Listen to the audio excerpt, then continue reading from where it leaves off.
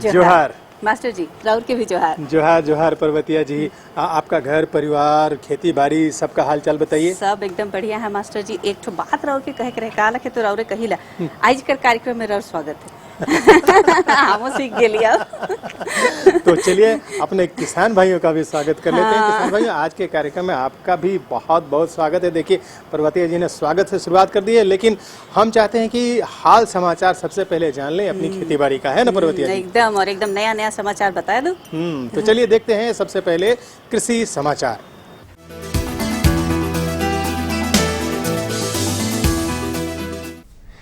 नमस्कार, कृषि समाचार में आपका स्वागत है। मैं हूं दीप्ति रेखा। आइए देखते हैं आज कृषि समाचार में क्या है खास। ड्रिप इरिगेशन लगवाने के लिए किसानों को दिया जाता है 90% अनुदान।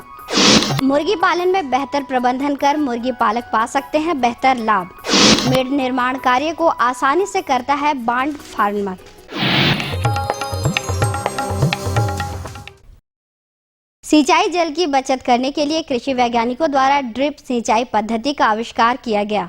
राज्य में सिंचाई जल की समस्या को देखते हुए राज्य सरकार राज्य के किसानों को ड्रिप इरिगेशन अपनाने के लिए एक योजना के तहत 90% अनुदान देती है। टपक सिंचाई पद्धति यानी ड्रिप इरिगेशन सिंचाई जल की काफी मात्रा में बचत करता है। इसलिए राज्य सरकार की योजना है कि राज्य के किसान इस पद्धति को अपनाकर अच्छी से अच्छी खेती करें। इस योजना के तहत ड्रिप इरिगेशन अपनाने वाले कृषकों को लागत की 90% राशि अनुदान स्वरूप दी जाएगी और शेष 10% राशि लाभुक स्वयं वहन करेगा। राज्य के किसानों को खेती बाड़ी के कार्यों में आर्थिक सहायता प्रदान करता है किसान क्रेडिट कार्ड। किसान क्रेडिट कार्ड को जल्द से जल्द राज्य के सभी किसानों को उपलब्ध कराने की योजना है।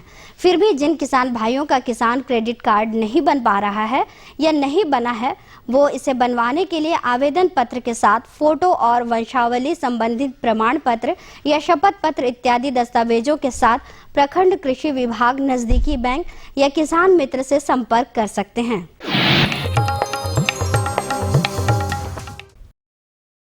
रबी दलहनी फसलों में चना हमारे झारखंड में प्रमुखता से उपजाई जाती है। चना की फसल से बेहतर उपज लेने के लिए कृषक पंत जी 114, KWR 108 और KPG 59 नामक उन्नत प्रभेदों की बुआई कर सकते हैं। पंत जी 114, KWR 108 और KPG 59 ये नाम हैं चना के उन्नत प्रभेदों के। ये प्रभेद अच्छी मात्रा में उपज तो देते ही हैं, साथ ही ये रोग अवरोधी भी हैं और विलंब से बुआई के लिए भी उपयुक्त हैं। जमीन की अच्छी तैयारी करके और इन प्रभेदों की वैज्ञानिक तरीके से बुआई एवं कृषि कार्यों को करके प्रति हेक्टेयर 15 से 20 क्विंटल उपज प्राप्त की जा सकती है। मुर्गी पालन व्यवसाय से बेहतर लाभ लेने के लिए कुछ विशेष बातों पर ध्यान देना मुर्गी पालकों के लिए आवश्यक होता है, जैसे मुर्गियों के खान पान, बीमारी एवं टीकाकरण इत्यादि का प्रबंधन कैसे करें, बता रहे हैं हमारे विशेषज्ञ। किसान भाई जो मुर्गी पालन कर रहे हैं और अच्छा लाभ कमाना चाहते हो तो उसके प्रबंधन में तो ध्यान दें, मुर्गियों को साफ दाना दे, साफ पानी दे और उसे समय समय पर टीकाकरण की जो तालिका है मुर्गियों के लिए वो करवाएं। मुर्गियों में जो विशेष प्रकार का रोग है, जो विषाणु जनित रोग है, वो रानीखेत रोग, जिसे लोग आम बोलचाल की भाषा में टुनकी रोग भी बोलते हैं, इसका टीकाकरण किसान भाई नहीं करवाए हैं अब तक तो इसे करवा लें। या अगर वो करवा चुके हों तो उसमें देख लीजिए कि टीकाकरण का जो समय सीमा 6 महीने का है या साल भर का है, तो उस हिसाब से अगर उसकी समय सीमा खत्म हो गई है तो पुनः टीकाकरण करवा लें। अन्यथा अगर कोई किसान भाई 1 दिन का चूजा से मुर्गी पालन करना चाहते हो तो रानीखेत रोग का टीकाकरण 6ठे या 7वें दिन की आयु में करवाएं और पुनः 28वें दिन की आयु में RDF1 का टीका जो होता है वो करवा लें। और साथ ही साथ एक और रोग होता है गम्बोरो रोग। इस रोग का टीकाकरण अगर वो चूजा से पालन कर रहे हो तो 14वें दिन में किया जाता है। गम्बोरो रोग का टीकाकरण IBD भी जिसे बोलते हैं, जो बाजार में IBD टीका के नाम से उपलब्ध है।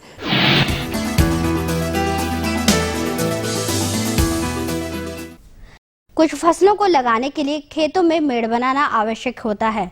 मेड़ बनाने के काम को सुविधाजनक बनाने के लिए किसान बांड फार्मर नामक कृषि उपकरण का इस्तेमाल कर सकते हैं। ये है बांड फार्मर। खेतों में आसानी से मेड़ निर्माण करने के लिए इस उपकरण का विकास किया गया है। इस उपकरण द्वारा एक समान मोटाई के मेड़ बहुत ही कम समय में तैयार किए जाते हैं। बॉन्ड फार्मर को प्राप्त करने के लिए किसान बिरसा कृषि विश्वविद्यालय के अभियंत्रण विभाग से संपर्क कर सकते हैं।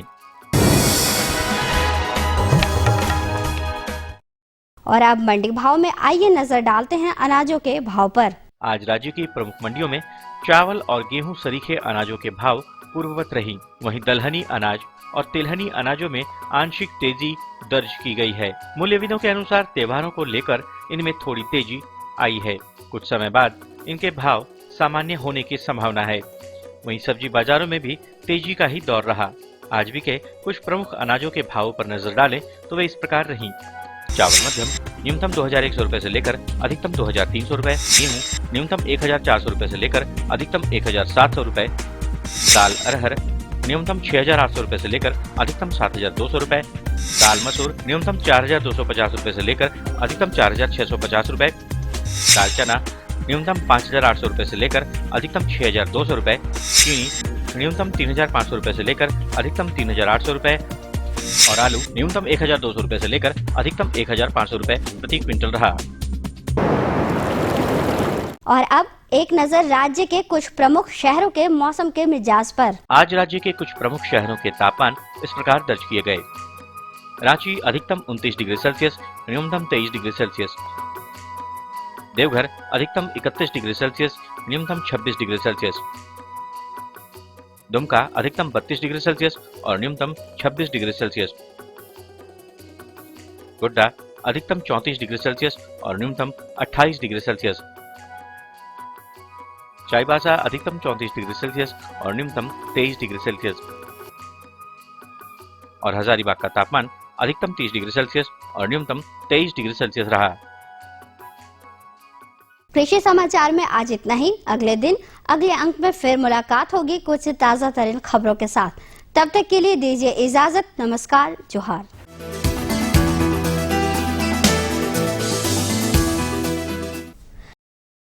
तो मास्टर जी कृषि समाचार में तो इतना बढ़िया बढ़िया जानकारी रहो दे देली और लेकिन एखन हमारे ढेर सवाल बाकी है। अरे भाई आपके सवाल तो हम लेंगे ही। अपने किसान भाइयों की जानकारियां जो आपके सवालों से बढ़ती है ना। तो किसान भाइयों, आपने खेती बाड़ी से जुड़ी तमाम तरह की खबरों को देखा, मौसम का हाल चाल जान लिया और साथ में मंडी का भाव भी जान लिया है।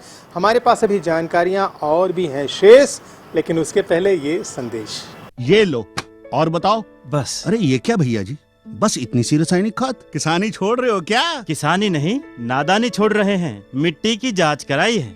अब तो लालाजी जितनी जरूरत है उतने ही उर्वरक खेत में डालेंगे। हाँ, किसान भाई आज ही अपने जिले की नजदीकी भूमि परीक्षण प्रयोगशाला में मिट्टी की जांच जरूर करवाएं और मिट्टी में पोषक तत्व, नमी व पौधे के विकास को देखते हुए केवल जरूरत के अनुसार ही पोषक तत्व डालें। और हाँ, मिट्टी में गंधक, जस्ता, बोरोन जैसे सूक्ष्म पोषक तत्वों का पता लगाना भी न भूलें।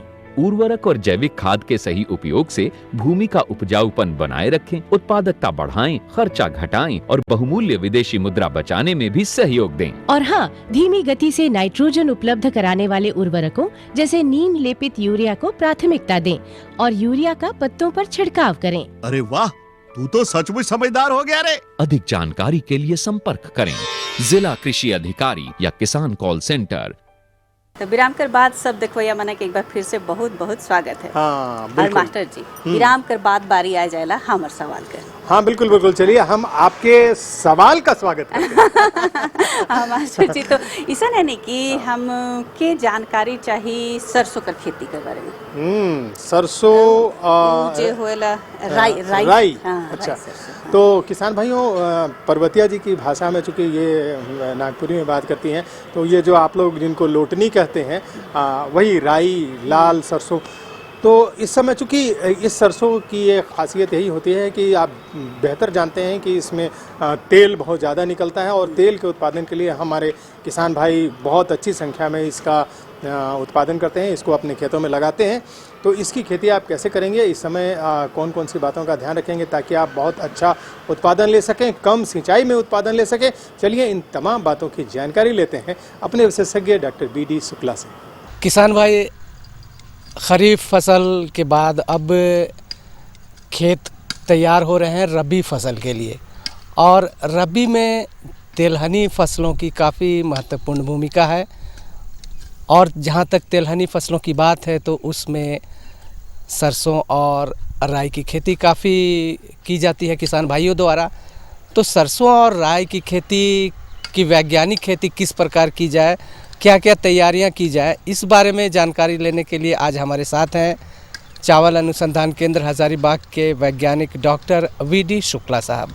शुक्ला साहब, आपका कार्यक्रम में स्वागत है। नमस्कार। नमस्कार, धन्यवाद।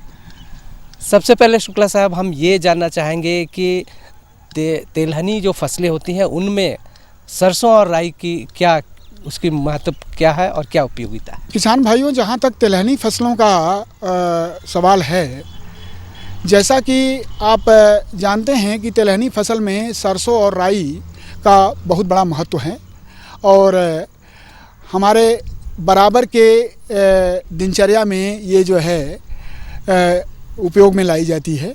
इसमें सबसे बड़ी बात पहले ये है कि सरसों को हम किस ज़मीन में और कब लगाएं। सरसों और राई दोनों जो है हम टाण ज़मीन में लगा सकते हैं। सरसों के साथ ये है कि अगर हमारे पास पानी की सुविधा है कि एक आध पानी हम दे सकें तो हम टाण ज़मीन में लगाने में अच्छा ही होता है और अच्छी उपज मिलती है। लेकिन झारखंड में ये सबसे बड़ी समस्या है कि हमारे पास जो है पानी की सुविधा नहीं है और पानी की सुविधा न होने के कारण जो है आप दूसरी फसल, धान के बाद दूसरी फसल आप सरसों की नहीं लगा पाते हैं। और लेकिन हम आपको एक जानकारी ये ज़रूर दे दें कि अब ऐसी किस्में आ गई हैं जिसमें आप आराम से जो नमी आपके खेत में है, बरसात की या खरीफ की नमी, उसी नमी से आप जो है दूसरी फसल को पैदा कर सकते हैं, जिसमें एक किस्म आपको NPJ 112 जो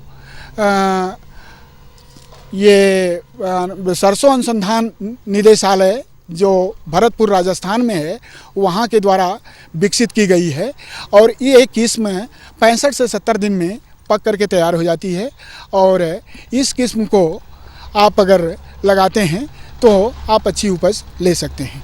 दूसरी किस्म जो है तोरिया की है जो PT 303 जो है ये 60 से 65 दिन में पक करके तैयार हो जाती है और इसका बीज दर जो है 8 किलो 1 हेक्टर में लगता है, माने अढ़ाई एकड़ में 8 किलो, तो करीब करीब आप समझ लें कि करीब 3 किलो 1 एकड़ में बीज की आवश्यकता होती है। तोरिया या माने राई या सरसों दोनों को आप हल के पीछे भी लगा सकते हैं और छिटकमा भी कर सकते हैं।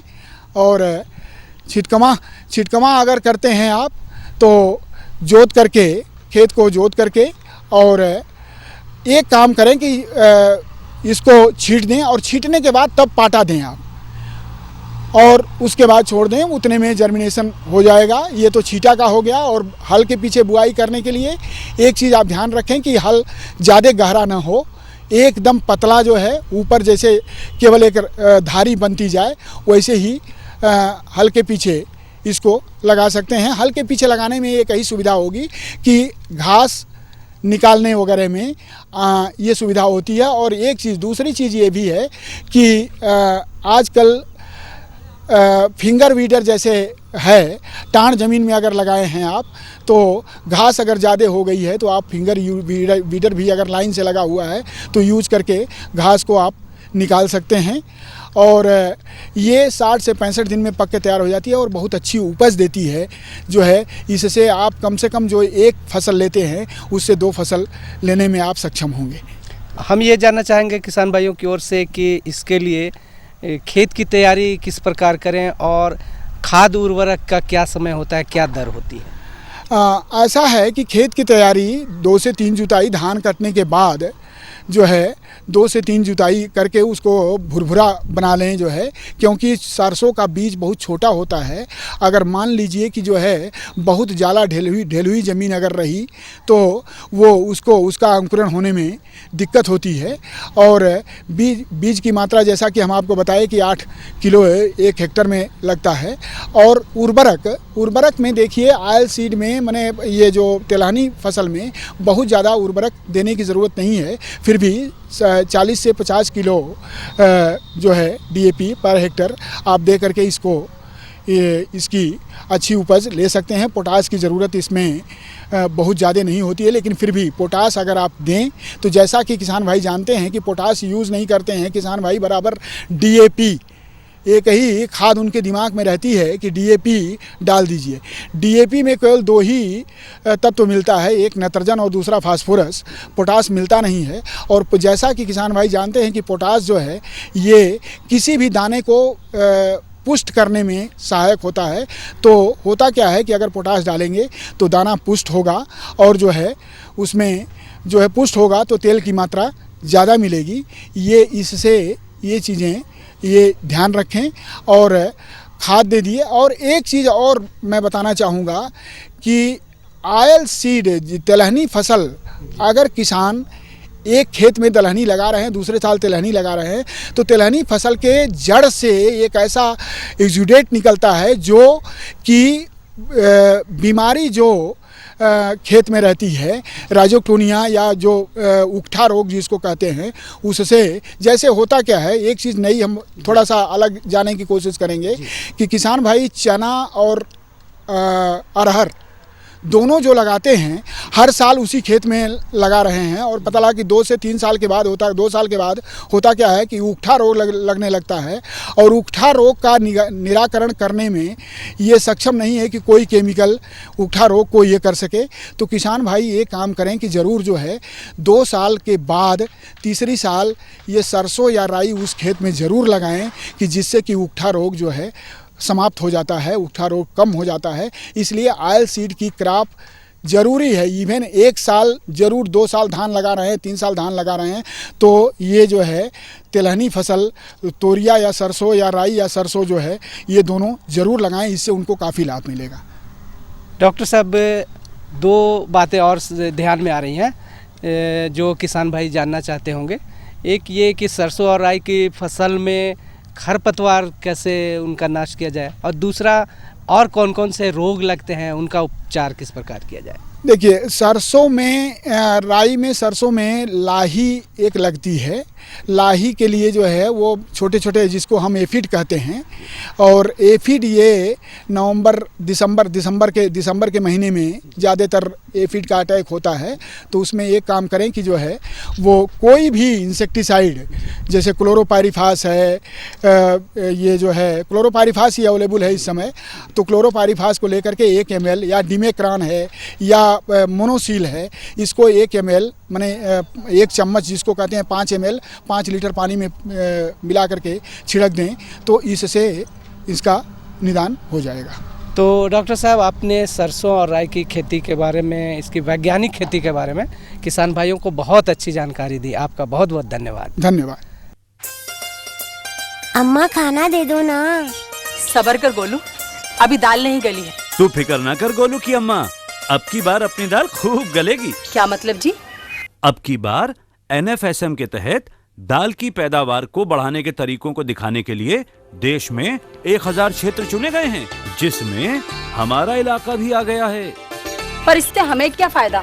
हमें 5 एकड़ खेती के लिए खाद और कीटनाशक के अलावा बढ़िया बीजों की एक मिनी किट भी मिलेगी। इतनी दाल का करेंगे क्या जी? अरे भगवान, सरकार ने दलहन का समर्थन मूल्य भी खूब बढ़ा दिया है और इनकी खरीद का भी पूरा इंतजाम कर लिया है। इससे आमदनी बढ़ेगी और फिर हमारा गोलू अच्छे स्कूल में जाकर के कृषि वैज्ञानिक बनेगा। हाँ, वैसे तो मास्टर जी हमके तो अपन छोट खेत में लगाए के रहेला, लेकिन राउरे इतना बढ़िया से जानकारी दिवाए देला कि जे बड़का बड़का किसान मन है खूब खेती करे ना होई से हो मन ले एकदम बढ़िया जानकारी मिल जाए। हाँ बिल्कुल, हमारी तो कोशिश यही रहती है और हमारी कोशिश ये भी रहेगी कि हम आपका अगला सवाल इसका भी स्वागत कर लें। तो चलिए आपका अगला सवाल क्या है? कि हमरे ढेर दिन से अपन किसान भाई बनकर जो पशुधन है सेकर देखभाल कर बारे में नहीं जानकारी नहीं बुझाती, तो हमके बुझाला कि जब मौसम चले लागी कर में जे हमरे कर दुधारू पशु हैं उकर खान पान कर कैसन व्यवस्था रखे चाहिए खन वाह, वाह, काहे वाह, कि वाह, वाह, बीमारी उमारी लागे के तनी बेसी बहुत खतरा अच्छा रहेला सवाल है, बहुत अच्छा सवाल है। क्योंकि देखिए इस बार ये जो जाड़े का मौसम है ये इसकी शुरुआत हो चुकी है और जाड़े में जो खान पान है उस पर विशेष रूप से ध्यान देने की ज़रूरत पड़ती है, क्योंकि उस खान पान से जानवरों के शरीर में गर्मी का उत्पादन भी होना चाहिए और साथ में जो दुधारू पशु हैं उनमें दूध का भी पूरा उत्पादन आपको मिल सके। तो कौन कौन से खान पान का प्रयोग करेंगे, उपयोग करेंगे, किनको बंद करेंगे, इन तमाम बातों की जानकारी होनी तो बहुत ज़रूरी है। तो इसकी जानकारी लेते हैं अपने विशेषज्ञ से। तो चलिए किसान भाइयों लेते हैं इसकी जानकारी अपने विशेषज्ञ से। किसान भाइयों नमस्कार, कृषि दर्शन कार्यक्रम में आपका स्वागत, बहुत बहुत स्वागत है। किसान भाइयों, कृषि दर्शन की टीम आज हजारीबाग ज़िले में है, हजारीबाग मुख्यालय में है यूँ कहें तो, और हमारे साथ हैं यहीं के जिला पशुपालन पदाधिकारी डॉक्टर विजय कुमार सिंह। ये हमें जानकारी देंगे दुधारू पशुओं की खान पान व्यवस्था कैसी होनी चाहिए जिससे आपको ज़्यादा से ज़्यादा दूध का उत्पादन मिल सके और आप ज़्यादा से ज़्यादा मुनाफा कमा सकें। आइए सबसे पहले इनका स्वागत करते हैं। डॉक्टर साहब, आपका हमारे कार्यक्रम में बहुत बहुत स्वागत है। पुष्पालक भाइयों, आप लोगों को सबों को जोहार। अभी आप लोग देख रहे हैं कि हमारे यहाँ मौसम चेंज हो रहा है। इसके पहले बरसात का मौसम था, अभी जाड़े का मौसम आने वाला है। इसमें आप लोगों को अपने पशु पे काफ़ी ख्याल रखना होगा ताकि आप लोगों को दूध का उत्पादन और उसमें उत्पादकता की वृद्धि हो सके। पहले तो इसमें आपको रखना होगा कि आप घर में जिस तरह से रखते हैं उसके रख रखाव पर ध्यान देना होगा। पहला आपको ध्यान देना होगा कि आपके जो भी दुधारू पशु हैं कम से कम वो भी गीली ज़मीन पर नहीं बैठें, क्योंकि गीली ज़मीन पर बैठेंगे तो उनको तरह तरह की बीमारियां होने का डर रहेगा। उसमें सबसे प्रोमिनेंट बीमारी होता है, जो मुख्य बीमारी होता है, एक निमोनिया होता है, जो कि अक्सर देखा जाता है जो हमारे दुधारू जानवर होते हैं उनके छोटे बच्चों को होता है। अगर बच्चे को निमोनिया हो जाएगा तो आपको काफ़ी परेशानी होगी और अंततः देखा जाता है कि कभी कभी जो बच्चे होते हैं हमारे जानवरों के मर जाते हैं। अतः आपको दूध उत्पादन में काफ़ी दिक्कत होगी और उत्पादकता भी काफ़ी कम हो जाएगी। अतः उसको आपको ठंडे से बचाना ही चाहिए। ठंडे से बचाने के लिए आप ऐसा करें, जो खिड़कियां होती हैं उसको आप रात में उस पर एक जूट का जो बोरा होता है उसको आप लगाएं ताकि ठंडे की हवा के झोंके उस पर नहीं आए। सुबह में उस बोरे को ज़रूर उठा दें। उस उठाने से फ़ायदा होगा कि रात में जो भी आपके पशु हैं उसमें उन लोगों का पखाना पेशाब होता है, उससे काफ़ी अमोनिया गैस का उत्पादन होता है। अगर आप अपने पर्दे को हटा देते हैं तो उनको सारे गंदे हवा बाहर निकल जाएंगे और उसमें ताज़ी हवा आएगी, उससे भी जानवरों को फ़ायदा होगा। जहाँ तक तो रख रखाव की बात है, और उसके अलावा आप बीच बीच में अलाव भी जला सकते हैं। जो हमारे पशुपालक भाई थोड़ा सा जागरूक रहते हैं, वो स्वयं जानते हैं कि गाय हमारी गोबर का उत्पादन करती है, उससे वे लोग उपला उसे बनाते हैं और उसी उपला को थोड़ा बहुत जला के रखते हैं, उससे भी घरों में गर्मी उत्पन्न होती है। दूसरी बात है खाने की व्यवस्था। ऐसे भी आप सबको हम समझते हैं कि या तो जानवर हो या इंसान हो, जाड़े में खाने की व्यवस्था अच्छी होनी चाहिए। हम जो मनुष्य हैं उसमें हम लोग देखते हैं कि भाई उसको प्रोटीन की आवश्यकता ज़्यादा होती है, उसके लिए मनुष्य में लोग मीट का व्यवहार करते हैं, चिकन का व्यवहार करते हैं। उसी तरह हमारे जानवरों को भी चाहिए। उसके लिए आप जो कॉन्सेंट्रेट जो होता है, जो जिसको कहते हैं कि दाना कहते हैं, दाना मिश्रण, उसकी मात्रा को थोड़ी बढ़ा देनी चाहिए। बीच बीच में विटामिन, मिनरल्स और कैल्शियम का भी थोड़ा थोड़ा उपयोग करना चाहिए। उससे होगा क्या कि जानवरों की जो उत्पादक क्षमता है वो बढ़ेगी और उनका जो स्वास्थ्य है वो भी सही रहेगा और उनकी पाचन शक्ति भी उससे बढ़ेगी। इन सारी बातों को ध्यान देना है। अगर किसी तरह का बीमारी अगर से होता है तो आप किसान भाइयों से मेरा यही अनुरोध होगा कि आप अपने प्रखंड के पशु चिकित्सकों से भेंट करें और उनसे उचित सलाह लें। आप झोला छाप डॉक्टर जो घूमते रहते हैं गांव में, उनके चक्कर में आप नहीं पड़ें, अन्यथा उसमें आपको काफ़ी हानि होगी। तो हमारे किसान भाई ज़्यादा से ज़्यादा दूध का उत्पादन ले सकें, इसके लिए खान पान की कैसी व्यवस्था हमारे किसान भाई इस वक्त रखें? खान पान का जहाँ तक सवाल है उसमें आपको ध्यान देना होगा। मुख्य इसमें होता है कि आप तो सूखा चारा देते ही हैं। अगर सूखे चारे में हरे चारे की थोड़ी सी भी मात्रा अगर मिल जाती है तो जानवरों को काफ़ी फ़ायदा होता है और उसके उत्पादक क्षमता काफ़ी बढ़ती है। और हरा चारा और मिनरल पाउडर देने से उत्पादकता बढ़ने के साथ साथ उन लोगों में गर्भ धारण करने की क्षमता भी काफ़ी बढ़ जाती है। अक्सर यहाँ देखा जाता है कि झारखंड की जो हमारी मिट्टी है वहाँ पे हरे चारे के काफ़ी अभाव रहता है और जो हरा चारा मिलता भी है उसमें फास्फोरस की मात्रा काफ़ी कम रहती है। अतः किसान भाइयों से मेरा हमेशा नम्र निवेदन है कि वे लोग बाज़ार में उपलब्ध मिनरल पाउडर जो होते हैं उसमें काफ़ी से मिनरल्स, ट्रेस मिनरल्स और विटामिन मिले रहते हैं, उनका वो नियमित उपयोग करें। और जो अधिक दूध देने वाली जानवर हैं उन पर ज़्यादा ख्याल रखना होगा। होता क्या है कि दूध देने के समय बदन का जो उनका हेल्थ होता है, नेचुरल है कि ज़्यादा दूध का उत्पादन होगा तो उनके बदन का जो होता है स्वास्थ्य जो होता है धीरे धीरे खराब होने लगता है। अतः उसको पौष्टिक आहार हमें देना अति आवश्यक है। और जिस तरह से आप जाड़े के मौसम के पहले जितना आप देते हैं कॉन्सेंट्रेट मिक्सचर, जो माने दाना होता है, उसकी मात्रा को जरूर आप 20% जरूर बढ़ा दें ताकि आपको दूध की ज़्यादा अधिक मात्रा मिले और आप किसान भाइयों का उत्थान हो सके और उनकी आमदनी बढ़ सके। डॉक्टर साहब, जैसा कि आपने कहा कि दाना मिक्सचर वगैरह, तो हमारे किसान भाई जो दूर दराज के गांव में रहते हैं तो कोई ऐसा दाना मिक्सचर है जो हमारे किसान भाई अपने घर में ही उसको बना लें और अपने पशु को बढ़िया से दाना देकर ज़्यादा से ज़्यादा दूध उत्पादन कर सकें? हाँ, किसान भाइयों के मैं यह बताना चाहता हूँ कि ऐसे भी तो हमारे किसान भाई उतने सुखी संपन्न हैं नहीं कि जो कंपनी के द्वारा उत्पादित कॉन्सेंट्रेट मिक्सचर को खिला सकें, क्योंकि वो थोड़ा महंगा होता है।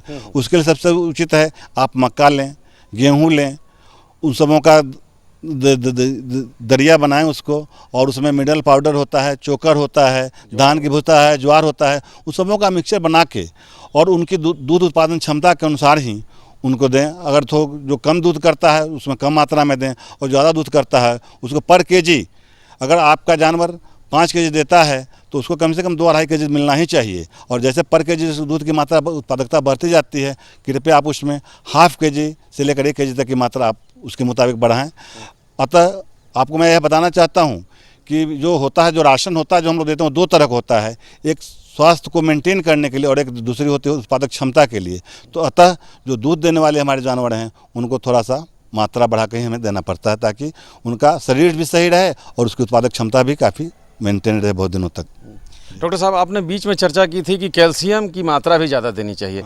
तो कैल्शियम के रूप में हमारे किसान भाई सीधे तौर पर किस चीज़ को दें? कैल्शियम की यहाँ तक बात है तो ऐसे तो हमारे यहाँ बहुत सी कंपनियां हैं जो कैल्शियम का पाउडर, उसका मिनरल पाउडर भी है और लिक्विड में भी आता है। तो लिक्विड देने से फ़ायदा होता है किसान भाइयों को, थोड़ा वो खाने में थोड़ा जानवरों को थोड़ा अच्छा लगता है, स्वादिष्ट लगता है, उसका स्वाद थोड़ा अच्छा रहता है, उसको बहुत लोग आसानी से खा लेता है। तो किसान भाई बहुत सी सारी कंपनियां हैं जो कि बनाती हैं कैल्शियम, उसको लोग उपयोग कर सकते हैं। जी हाँ। इसके अलावा और हमारे किसान भाई जो कि खल्ली वगैरह भी देते हैं, या सरसों की खल्ली हो या तीसी की खल्ली हो, तो खल्ली की मात्रा कितनी देनी चाहिए, खासकर तो दुधारू पशुओं को, इसकी जानकारी दें। खल्ली की जहाँ तक मात्रा है तो मैं किसान भाइयों को यही कहूँगा कि बाज़ार में बहुत तरह की खल्ली मिलती है, मगर आप ऐसा करें कि जो आपका विश्वसनीय जो दुकान आप वहीं से लें और कोशिश करें कि जो पाउडर फॉर्म में जो खल्ली बिकता है उसको आप नहीं उपयोग करें। जो कि बड़े बने रहते हैं, जो बड़े रहते हैं, प्लेट टाइप के बना रहते हैं, बड़े रहते हैं, उसी को आप उपयोग करें। होता क्या है कि जो पाउडर फॉर्म का जो मिश्रण बना कर जो लोग दुकानदार बेचते हैं उसमें मिलावट की काफ़ी संभावना रहती है, और तो उस पर आप जरूर ध्यान दें कि आप पिसे हुए खल्ली को नहीं उपयोग करें।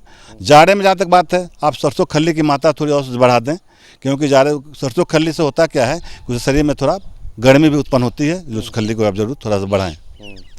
तो देखा किसान भाइयों, डॉक्टर साहब ने कितनी अच्छी जानकारी दी दुधारू पशुओं के हरे चारे और उसके ज़्यादा से ज़्यादा दूध उत्पादन लेने के बारे में।